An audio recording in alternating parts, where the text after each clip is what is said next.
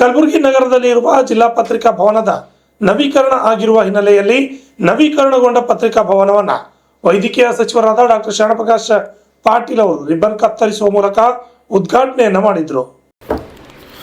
ನಗರದಲ್ಲಿ ಇರುವ ಕರ್ನಾಟಕ ಕಾರ್ಯನಿರತ ಪತ್ರಕರ್ತರ ಜಿಲ್ಲಾ ಪತ್ರಿಕಾ ಭವನ ನವೀಕರಣಗೊಂಡಿರುವ ಹಿನ್ನೆಲೆಯಲ್ಲಿ ಸಚಿವರಾದ ಡಾಕ್ಟರ್ ಶರಣಪ್ರಕಾಶ್ ಪಾಟೀಲ್ ಅವರು ಉದ್ಘಾಟನೆ ಮಾಡಿದರು.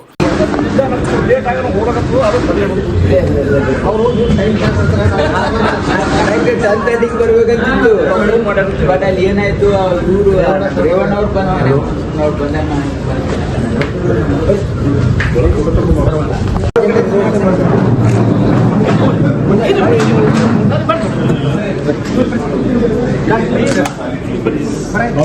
ಸರ್ ಬರೀ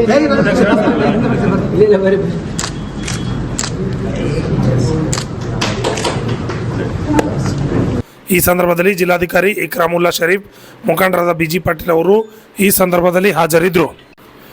ಈ ಸಮಯದಲ್ಲಿ ಸಚಿವರಿಗೆ ಹಾಗೂ ಮುಖಂಡರಿಗೆ ಜಿಲ್ಲಾ ಪತ್ರಕರ್ತ ಸಂಘದಿಂದ ಸನ್ಮಾನ ಮಾಡಲಾಯಿತು. ನಮ್ಮೆಲ್ಲರ ಮಾರ್ಗದರ್ಶಕರಾದ ಸನ್ಮಾನ್ಯ ಶ್ರೀ ಬಿಜಿ ಪಾಟೀಲ್ ಸರ್ ಅವರಿಗೆ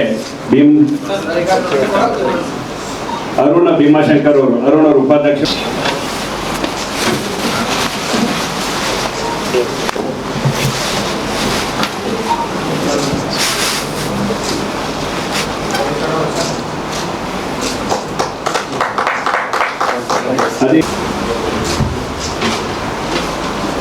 ಬಹಳ ಸುಂದರವಾಗಿ ಸಾಂಕೇತಿಕವಾಗಿ ಕಾರ್ಯಕ್ರಮವನ್ನು ಏರ್ಪಡಿಸಲಾಗ್ತದೆ.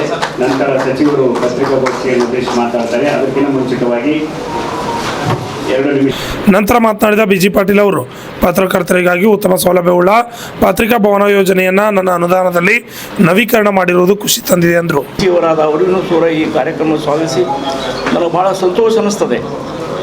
ಪತ್ರಿಕಾ ಭವನ ಸಾಕಷ್ಟು ಇಂಪ್ರೂವ್ಮೆಂಟ್ ಆಗ್ತಾ ಇದೆ ಮತ್ತು ಒಳ್ಳೆಯ ನ್ಯೂಸ್ಗಳನ್ನು ಬರ್ತಾ ಇದೆ ಮತ್ತು ಜನಪರ ಕೆಲಸಗಳು ಆಗ್ತಾ ಇದ್ದಾವೆ. ಯಾಕಂದ್ರೆ ಸರ್ಕಾರಿ ಅಧಿಕಾರಿಗಳು ಇದೆಲ್ಲ ಯಾವುದರ ಒಂದು ಕಂಪ್ಲೇಂಟ್ ಬಂದರೂ ಹೋಗಿ ಅದಕ್ಕೆ ಅಟೆಂಡ್ ಹಾಕಿಸಿ ಅದಕ್ಕೆ ಇಂಪ್ರೂವ್ಮೆಂಟ್ ಮಾಡಬೇಕು ಮತ್ತು ಸಾಕಷ್ಟು ಈ ಮಾಧ್ಯಮದ ಉಪಯೋಗ ಸರ್ಕಾರ ಜನರಿಗೆ ಆಗಬೇಕಂತ ನಾನು ಈ ಸಂದರ್ಭದಲ್ಲಿ ಹೇಳೋಕ್ಕೆ ಇಚ್ಛೆ ಪಡುತ್ತೇನೆ. ನಾನು ಈ ಪತ್ರಿಕಾ ಭವನದ ಶುಭವನ್ನು ಕೋರುತ್ತೇನೆ. ಪತ್ರಿಕಾ ಭವನಕ್ಕೆ ಈ ಸಂದರ್ಭದಲ್ಲಿ ಮಾತನಾಡಿದ ಸಚಿವ ಡಾಕ್ಟರ್ ಶರಣಪ್ರಕಾಶ್ ಪಾಟೀಲ್ ಅವರು ಪತ್ರಕರ್ತರಿಗಾಗಿ ಈ ಭವನ ನವೀಕರಣಗೊಂಡಿದ್ದು ಖುಷಿಯಾಗಿದೆ ಎಂದು ತಿಳಿಸಿದರು. Bureau report RJ32 Kannada news, Kalaburagi. ಮುತುವರ್ಜಿ ವಹಿಸಿ ಎಲ್ಲ ಇಲ್ಲಿ ಒಳ್ಳೆಯ ಒಂದು AC, ಯಾಕಂದ್ರೆ ಬಿಸಿಲಲ್ಲಿ ಭಾಳ ತೊಂದರೆ ಆಗ್ತಾ ಇತ್ತು. ಹಾಗಾಗಿ ಎಲ್ಲ ಒಳ್ಳೆಯ ವ್ಯವಸ್ಥೆ ಮಾಡಿದ್ದೀರಿ. ಯಾಕಂದರೆ ಹಾಗಾಗಿ ಯಾವಾಗಲೂ ಕೂಡ ತಾವು ಈ ಭವನಕ್ಕೆ ಮೇಲೂ ಹಾಲ್ ಮಾಡಿದ್ದೀರಿ. ಚೆನ್ನಾಗಿ ಭಾಳ ಒಳ್ಳೆಯ ಒಂದು ಸುಸಜ್ಜಿತ ಹಾಲ್ ಆಗಿದೆ. ಪತ್ರಿಕಾ ಮಿತ್ರರು ಭಾಳ ಆ್ಯಕ್ಟಿವ್ ಆಗಿ ಎಂಟರ್ಪ್ರೈಸಿಂಗ್ ಎಲ್ಲ ಕೆಲಸಗಳನ್ನು ಮಾಡ್ತಾ ಇದ್ದೀರಿ. ತಮ್ಮೆಲ್ಲರಿಗೂ ಅಭಿನಂದನೆಗಳು. ಮತ್ತು ನಮ್ಮ ಬಿಜಿ ಪಾಟೀಲ್ ಅವರು ಕೂಡ ತಮ್ಮ ಅನುದಾನದಲ್ಲಿ ಇದಕ್ಕೆ ಸಹಕಾರ ಕೊಟ್ಟಿದ್ದಾರೆ. ಅವರಿಗೂ ಕೂಡ ಧನ್ಯವಾದಗಳು. ಯಾಕಂದರೆ ನಾವೆಲ್ಲ ಸೇರಿ ಸಪೋರ್ಟ್ ಮಾಡಿದ್ರೇ ಒಂದು ಒಳ್ಳೆಯ ಒಂದು ಕೆಲಸ ಆಗಲಿಕ್ಕೆ ಸಾಧ್ಯ ಇದೆ ಅಂತಕ್ಕಂಥದ್ದು.